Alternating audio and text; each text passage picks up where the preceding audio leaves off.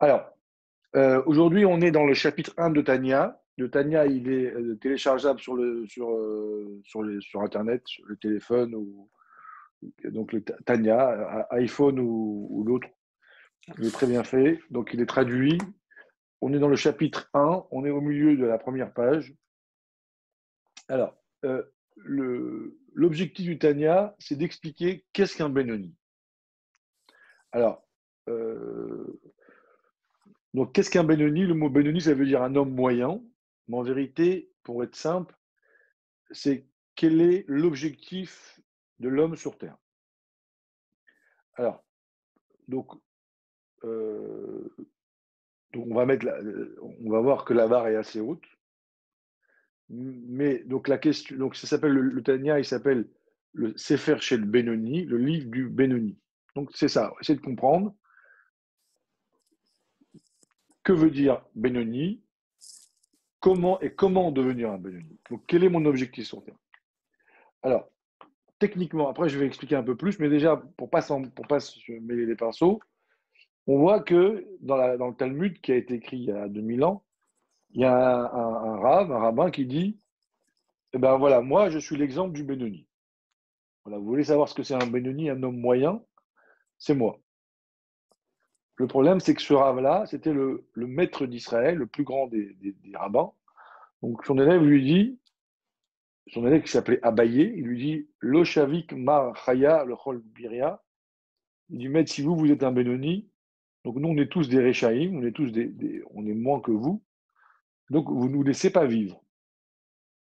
Voilà. Donc on a ici un premier, une référence dans le Talmud qui est comme un bout de puzzle qui va nous aider à essayer de définir ce qu'est un Benoni. Voilà. Donc on a un rabbin qui dit moi je suis un Benoni. Son élève il lui dit mais c'est impossible. Ça c'est une première piste. Deuxième piste on a déjà vu, hein, je résume.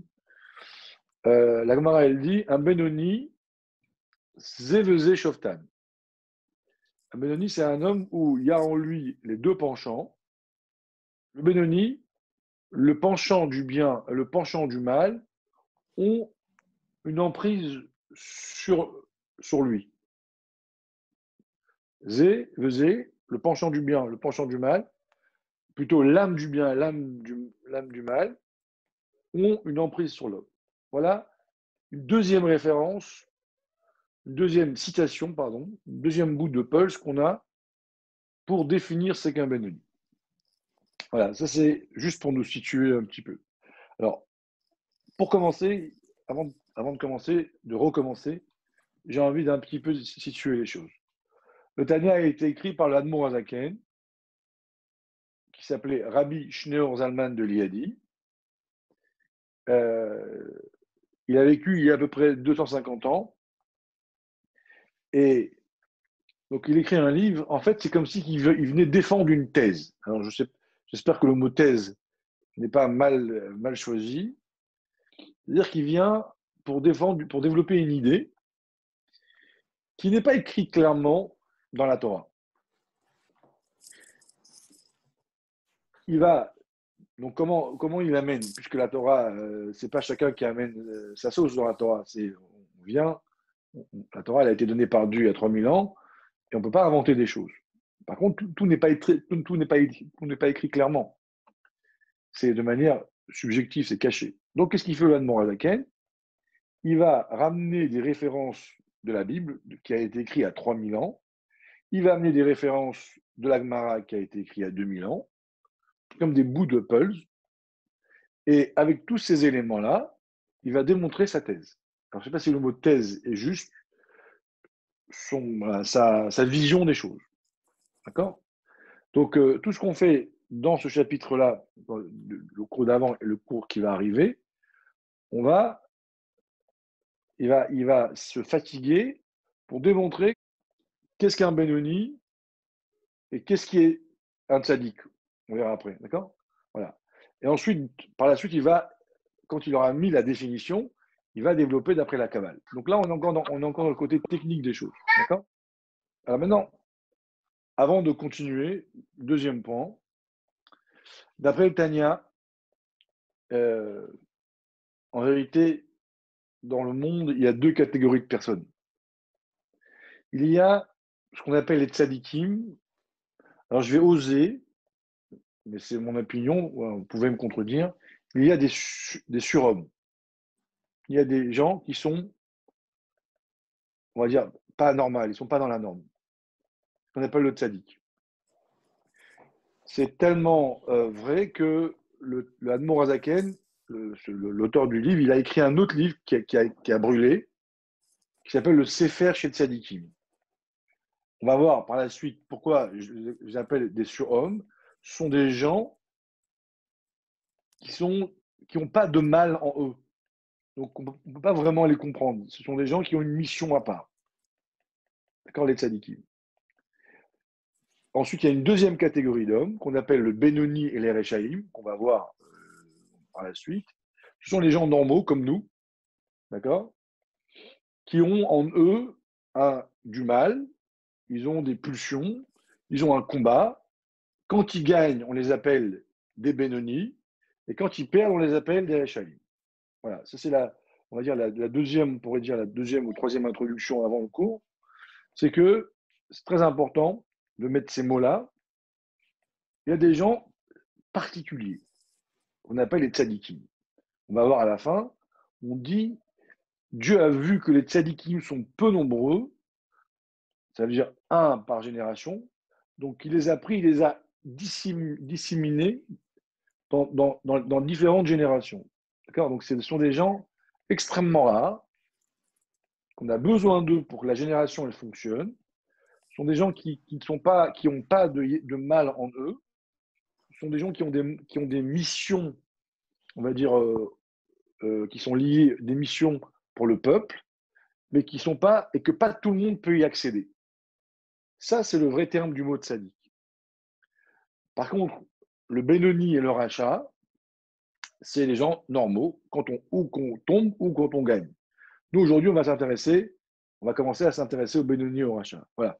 Je fais une petite introduction. J'espère que ça ne vous a pas mélangé, mais ça va être les directions qu'on va prendre. On va être encore dans la technique. Hein. Alors, encore un cours ou deux. Après, on rentre dans le côté philosophique, psychologique, je ne sais pas, kabbalistique. Alors, le Gam Lehavin. Mahou, alors ceux qui ont téléchargé le Tanya, je vous conseille de le faire. C'est dans la première page. Le Gam Lehavin, il faut aussi comprendre l'essence du Benoni. Et je vous invite à acheter des Tanya en français, de couleur blanche et des petites séries. C'est très intéressant de pouvoir réviser aussi par la suite. C'est écrit mot à mot et c'est traduit mot à mot et expliqué. Le Gam Lehavin, il faut aussi comprendre Maout Madrigat à Benoni. Qu'est-ce qu'un Benoni? Donc, qu'est-ce qu'un homme moyen? Ce fameux homme moyen qu'on considère que c'est l'objectif de l'existence de chaque juif, c'est d'arriver à ce Benoni. Qu'est-ce que c'est quoi? Alors, chez Bevadaï, Eno Mechetza, Sruyot ou Mechetza Avodot. Il est évident, vous voyez, il commence comme si il écrit une thèse. Il est évident que ce n'est pas un homme qui a moitié des fautes et moitié de bonnes actions. On pourrait dire un Benoni, un homme moyen, c'est moitié-moitié. D'ailleurs, la Gemara, elle dit, dans le Talmud, c'est marqué à plusieurs reprises qu'un homme moyen, c'est moitié-moitié.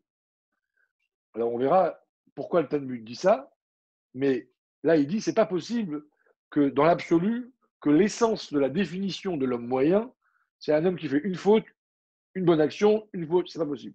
Pourquoi? Alors, encore une fois, c'est comme des maths.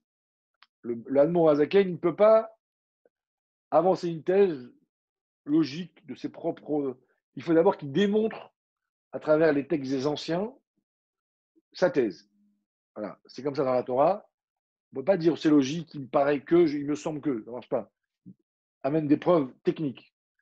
La Torah, elle est comme ça. Mais, Hein. mais normalement, les tzadikim, on sait que quand ils dévoilent la Torah, c'est par Ruach HaKodesh. Donc, Peu importe. Peu importe, ils bah, amènent des preuves. Toujours. hum, C'est comme ça. C'est pas à part le prophète, mais voilà. Mais quand tu raisonnes, là, c'est pas de la prophétie. Tu vois, dans le Talmud, tu vois la Gemara, il fait comme c'est marqué dans tel Mishnah, dans tel truc, c'est toujours comme ça. Ouais, mais c'est pas dire que c'est pas de la prophétie. Tu vois que le rabbi, il se tenait à la table quand il faisait un mahamar parce que. Oui, oui, mais Rabbi, il a amené 15 000 références à la seconde, façon de parler, quoi. Tu vois? Hmm, Il dit pas, je dis ça. C'est marqué ça, c'est hmm, marqué ça. Après, Rachid dit, Rachid dans ses commentaires, il dit, je témoigne, dans un de ses Rachid, je ne sais pas où, il dit, tout mon commentaire a été écrit par Ruach Kodesh. Et hmm, pour autant, donc Ruach Kodesh, c'est l'esprit divin, il était inspiré, mais pour autant, il amène des références. D'accord? hmm. Ok. Sinon, sinon, on tombe dans une secte, tu vois, le danger que Ouais. l'homme invente ce qu'il veut. Nous, on est Hmm, dans une pyramide à l'envers, quoi. Plus on avance, et plus les anciens, ils sont forts. ok. Alors, euh, donc il dit, donc pourquoi on ne peut pas dire qu'un homme moyen, qu'un Benoni, que l'objectif, on va dire, l'homme objectif, c'est pas moitié-moitié. Il dit, il amène une première preuve. Chez Imken, que si c'est comme ça, Erta Rabba Beatzmo lo marche Benoni. Comment le rabbin, donc le fameux maître qu'on a vu au début, il a pu se tromper à ce point-là de dire que lui c'était un Benoni. Donc, imaginez-vous, donc si on dit que Benoni c'est une mitzvah, une avera, une mitzvah, une bonne action, une faute, c'est-à-dire que on parle vraiment d'un homme banal, quoi. Même nous, les gens normaux, on ne fait pas la moitié des avérotes. Donc, comment ce maître qui s'appelait Rabat a pu dire que lui c'était un Benoni? Alors vous allez me dire, mais pourquoi pas? Et c'était une forme d'humilité. Non, parce que l'humilité, ça ne veut pas dire la bêtise. Venoda de l'opasipoume ça, sachant que ce rave-là, il arrêtait jamais d'étudier. Il apprenait tout le temps.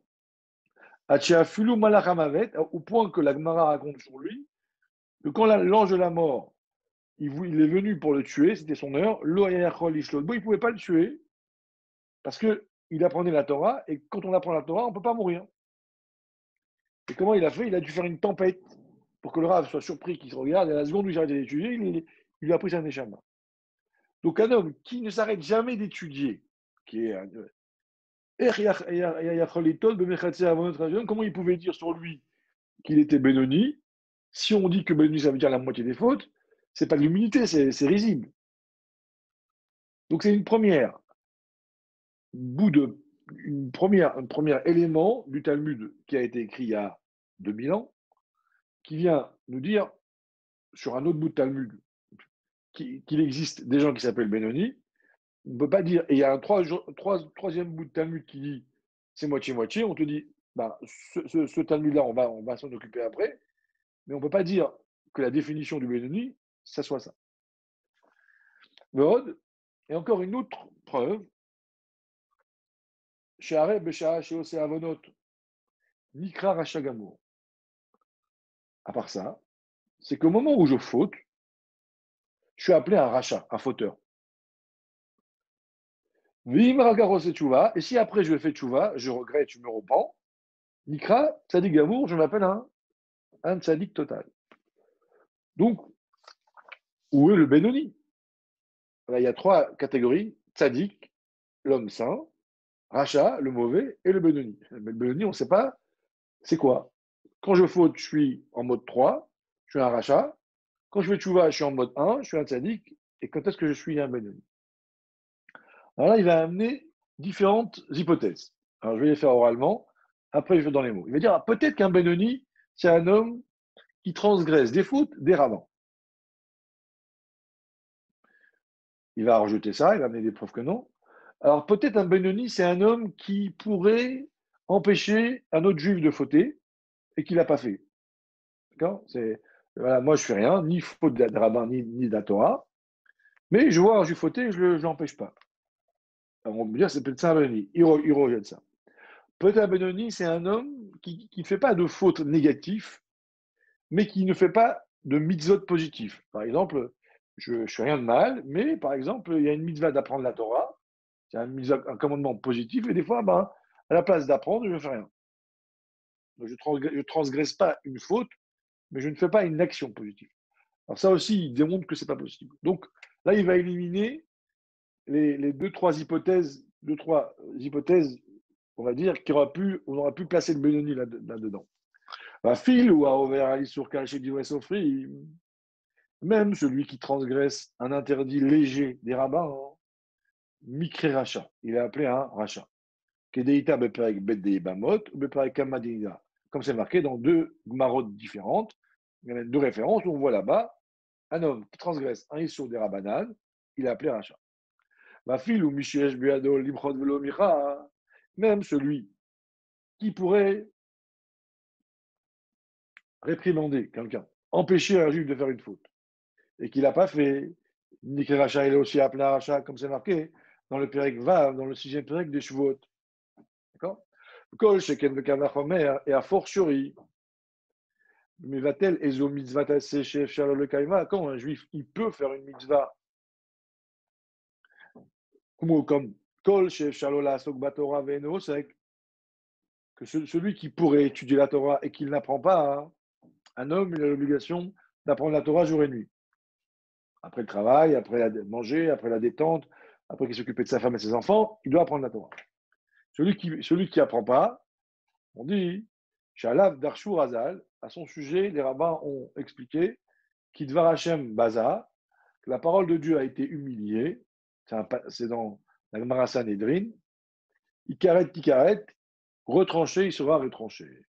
Voilà, donc on voit que même, donc la quatrième hypothèse, de dire, un Benoni c'est un homme qui ne fait pas une action positive, on te dit même ça c'est rejeté, il est appelé un rachat. Donc pour l'instant, on a deux catégories. Rachat et tzaddik. Benoni, on ne sait pas le placer. Maintenant, on revient à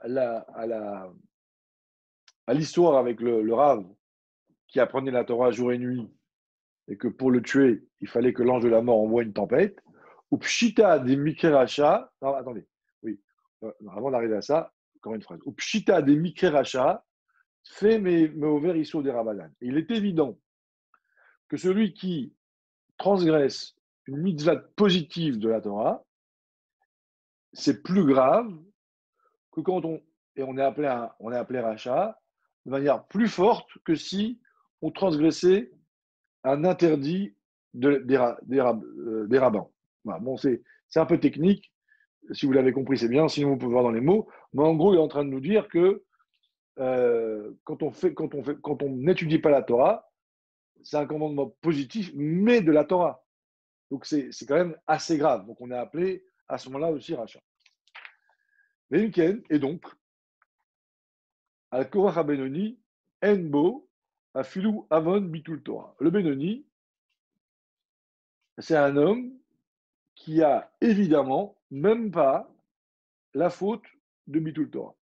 Ça veut dire que à ce niveau d'homme moyen qu'on n'a pas encore défini ce que c'est, ce qu'on sait pour l'instant, par l'absurde, c'est que un Benoni, c'est un homme, s'il n'apprend pas la Torah, il tombe dans rachat, directement. Donc, d'après les textes, pour être Benoni, il est évident que on ne transgresse pas cet interdit-là. Et pourquoi il insiste là-dessus? Pour revenir à l'histoire du fameux Rav, ou Mishumachi, et c'est pour cela, Ta Rabba Beatzmo, que Rabba, ce fameux Rav qui est mort à cause d'une tempête, s'est trompé à son sujet en disant qu'il est Benoni. Beatzmo le marche au Benoni en disant qu'il est Benoni. Voilà. C'est un peu technique, je vais expliquer en deux mots. Bon, il faut passer par là, il faut tout faire. Ça veut dire que pour l'instant, on ne sait pas ce que c'est un Benoni. Mais on sait ce qu'un Benoni n'est pas. Voilà. Donc un Benoni, c'est un homme qui ne fait aucune faute, même pas des rabbins. Et c'est un homme qui ne rate aucune mitzvah positive. Voilà ce qu'on sait. Ce qu'il est, on ne sait pas encore. Et donc, avec tout ce qu'on ne sait pas, avec tout ce qu'on sait qu'il n'est pas, ça explique, en tout cas, ça fait rentrer un bout du puzzle dans les cases. On comprend pourquoi ce fameux rabbin, qui était un homme qui apprenait tout le temps, bah, comme le Benoni, pour l'instant, on sait que c'est pas du tout, c'est un niveau très élevé, en tout cas, il rentre dans la case de très élevé. On comprend pourquoi ce rabbin, il a pu se tromper à son sujet. Oui. Moi, j'ai jamais compris cette partie du Tanya. Parce que je me dis que Ouais. si Rabat, il connaissait la définition d'un Benoni, forcément, il connaissait aussi la définition d'un tzaddik. Donc, comment il a pu se tromper? Ah, bravo. Alors, comme on va voir qu'après, le Benoni et le Tzadik, c'est dans, c'est une différence qui est dans le cœur et pas dans l'action. On verra après, hein. C'est pas évident. La différence est très subtile, donc on peut se tromper facilement. Parce qu'un Benoni, on va voir après, hein, l'homme moyen, donc on va dire un, 2, 3. Et alors, pour tout le monde, hein. Le un, c'est le rachat, le 2, c'est le Benoni, le 3, c'est le Tzadik. Donc le Benoni, le 2, l'homme moyen, il peut avoir tellement mis KO le mal qui est en lui que le mal est en mode léthargique et on ne le voit plus. Mais il est là. Il fait la sieste, il est dans le coma éthylique. Mais il peut se réveiller rapidement. Le tzaddik, le niveau 3, le Yetzirah n'est plus là. D'accord? Mais donc, la différence, elle est à l'intérieur et a une subtilité très fine. Mais au niveau de l'action, les deux, ils sont pareils. Maintenant, il dit, donc, encore un peu de technique, messieurs. Ah, alors, voilà, d'Ambrinan Be'alma, des Mechatse, des Mechetsa al Merza, Mikre Benoni, Rov Sriot, Mikre Tzadik. Ah, il dit, alors, dans ce cas-là, si, d'après l'hypothèse, la thèse du Balatania, de dire que le tzaddik, c'est ce niveau-là, le Benoni, c'est ce niveau-là. Donc, ce sont, en tout cas, les tzaddik et le Benoni, ce sont des gens qui n'ont aucune faute. On voit dans d'autres Gemarot le contraire. On dit que moitié-moitié, c'est un Benoni, majorité de bonnes actions, c'est un tzaddik, c'est le niveau 3, et majorité de mauvaises actions, c'est le niveau 1, le rachat. Comment, comment la thèse du Balatania peut s'adapter avec toutes ces références de Gemara qui disent le contraire. Alors il dit, ou Shem Amouchal. Il dit, c'est un nom d'emprunt. C'est pas le vrai. Quand on dit qu'un Benoni, c'est un homme qui a moitié des fautes et moitié de bonnes actions, c'est pas ça définit pas le vrai Benoni. Ça définit un état. Comme par exemple, tu dis, cet homme-là a un cœur de pierre. C'est faux, il n'a pas un cœur de pierre. Le mot cœur de pierre, c'est un nom d'emprunt qui vient définir un état émotionnel. Et ben c'est pareil. Quand on dit un homme qui a moitié-moitié est un Benoni, c'est Hachem Amouchal. Par rapport à quoi? Les Nyan Sachar Veonesh. Par rapport au salaire et à la punition que l'homme va avoir à Rosh Hashanah. Le fils Nidon Rarovo, parce que l'homme est jugé par rapport à la quantité, à la majorité, d'accord? Ou Mikre Tzadik Bedino, il a appelé Tzadik, il a appelé gagnant dans son jugement, mais quand il a gagné. Ça veut dire que tu as gagné, ton jugement. Mais le fait de gagner son jugement, ça ne veut pas dire que tu es un gagneur. Un gagneur, c'est un homme qui gagne des compétitions, mais tu peux être un voyou, aller au tribunal et gagner le juge, dire, ah, tu as gagné. Mais c'est pas le fait de dire que tu as gagné, tu n'es pas un gagneur. Eh ben, c'est pareil. Bah, si tu me dis que moi, dès que j'ai dès que j'ai plus que je suis appelé tzaddik, je m'en fous, quoi. Le problème, c'est que tu vas te bagarrer avec ta femme. Tu vas gagner la discussion, mais tu as perdu ta femme. Ouais, j'ai compris. C'est pareil avec Dieu, tu vois. Tu peux gagner, mais au fond, on dit, mais par rapport à qui tu es et qu'est-ce que tu as fait et qu'est-ce que tu dois faire, pardon. Ok. Tu vois, t'es pas, Ouais, j'ai tu vois ce que je compris. veux dire. Voilà. Ah ouais. Merci. Alors, Aval Lenyan, Amitat Shem Atoar, Ve'ama'ala, Shel Ma'ala ou Madrigot, Chalukot, Sadikim et Benonim.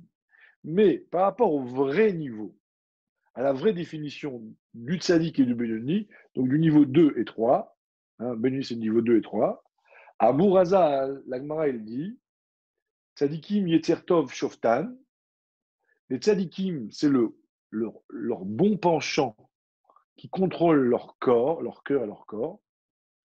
Le Tzadik c'est un homme qui n'a même pas de pulsion négative. Chez Nehemar, Velibi, Chal, Vekirbi, comme le roi David dit dans les psaumes, et j'ai un vide dans mon cœur, en moi. Chez Enlo Yetzahara, car il n'avait pas de Yetzahara, qui est Arago, Betahani, car il avait tué, il avait éliminé le mal qu'il y avait en lui par le jeûne. Aujourd'hui, on ne doit plus jeûner, d'accord, mais à l'époque, le roi David, par le jeûne, il avait éliminé l'adversaire. Alors, il avait un autre combat qu'on ne connaît pas, mais en tous les cas, un tzaddik, ce n'est pas un homme qui a une majorité de bonnes actions. C'est un homme qui n'a même pas envie de faire le mal. C'est un homme que quand tu parles avec lui, il ne peut pas être jaloux de toi. C'est un homme qui t'aime absolument. Parce que la jalousie, la haine, la rancune, l'angoisse, la dépression, ça vient d'un certain ego qui provient de la partie obscure qu'il y a en moi et qui met des filtres sur ma perception du monde et qui déforme l'information et que je ramène tout à moi. Mais ça, c'est en quelques mots le rôle du Yetzirah qui fait qu'on rentre dans des dépressions, dans des comparaisons, etc. Vous savez qu'il n'a pas de mal en lui, donc il a une vision d'amour, de don, et son combat, il va être pour se battre avec d'autres dimensions. D'accord? Alors, comme Michelo Igia le Madrigazo, tout celui qui n'est pas arrivé à ce niveau-là, même si il a plus de bonnes actions par rapport aux mauvaises, et il n'est pas du tout au niveau de Tzadik du tout. La reine est la preuve finale. La reine, Amour Azal, et c'est pour cela que nos maîtres nous disent Akadosh Baruch Hu, Tzadikim Shem Moatim, la Gemara Yoma. Elle dit Dieu, il a vu que les Tzadikim étaient peu nombreux. Ahmad, il s'est levé, ou Chatlan, Bechol Dorvador, il les a dispersés dans chaque génération. Comme c'est marqué, le Tzadik, il se dolam. Le Tzadik, c'est le fondement du monde. Donc là, c'est la preuve finale. Là, la technique s'arrête et après, on rentre dans le côté philosophique, psychologique, je sais pas, kabbalistique, mais ça, on fera le cours prochain. Donc, c'est quoi la preuve finale? C'est que c'est marqué, Dieu, il a vu qu'il y avait peu de tzadikim. Donc, qu'est-ce qu'il a fait? Il les a éparpillés dans chaque génération parce qu'il en faut un pour que le monde tienne. Si on dit que le tzadik, c'est comme l'Agmara dit, de manière générale, que c'est un homme qui a la majorité de bonnes actions, il y en a plein. Dans toutes les synagogues, il y a plein de gens qui ont une majorité de bonnes actions. Donc, comment la Gemara peut dire qu'il y en a peu? Donc, si la Gemara dit qu'il y en a tellement peu que Dieu a dû en mettre un par génération, ça prouve bien que c'est une qualité d'homme extrêmement rare, un par génération. D'accord? Donc, ça va beaucoup, en tout cas, ça rejette la thèse ou l'approche qu'on aurait pu avoir en dehors du Tanya. Et ça revient à la thèse du Tanya qui dit qu'un tzaddik, c'est un homme exceptionnel qui a un cœur lumineux, qui n'a pas de mal en lui. C'est des gens, des surhommes, en tout cas, des hommes qui ne sont pas comme tout le monde. C'est tellement des surhommes qu'un homme peut se battre et se battre et se battre et il peut ne pas arriver au tzaddik. Le tzaddik, c'est un cadeau de Dieu. Voilà. Pour arriver au tzaddik, bon, il y a des débats là-dessus. Est-ce qu'on est tzaddik, est-ce qu'on n'est pas tzaddik? Mais en tous les cas, ce qui est sûr, c'est que ce n'est pas donné à tout le monde. Voilà, on respecte le temps. Voilà, là, on a fini la côté technique. Le cours prochain, on rentrera dans le côté plus psychologique. Si vous avez des questions, je vous écoute. Si je vous souhaite une bonne. Oui, j'écoute. Est-ce que, vu qu'on voit qu'un tzaddik peut tuer son Yetzirah avec des jeunes, ouais. est-ce que, Chas Shalom, l'inverse peut se créer? Est-ce qu'un rachat peut tuer son Yetzirah Tov par de mauvaises actions? Ou dans tous les cas, le Yetzirah Tov sera toujours. Dieu il a fait en sorte qu'il y a une petite triche dans le programme de la vie qui fait qu'il restera toujours vivant. Au même titre que le Yetzirah, pour tuer son Yetzirah, il faut l'accord de Dieu. C'est pareil, pour tuer le Yetzirah Tov, il faudrait l'accord de Dieu. Donc Dieu il a donné l'accord pour le Yetzirah, mais pas pour le Yetzirah Tov. Bon, il était gentil quand même. C'est-à-dire que pour devenir tzaddik, il faut que, tu vois, on ne peut pas y arriver seul. Ouais. C'est un cadeau de Dieu. Donc, pareil ici, a priori, on voit qu'un juif, il est juif à vie ou à mort. C'est-à-dire que même Lustigé, il était juif. Il peut compter pour Minyan. Ouais. Donc, on ne peut pas se convertir. C'est impossible. On n'a jamais vu ça. Ok. Voilà. Donc, mesdames, messieurs, je vous souhaite une bonne semaine. Si Dieu veut, à la semaine prochaine.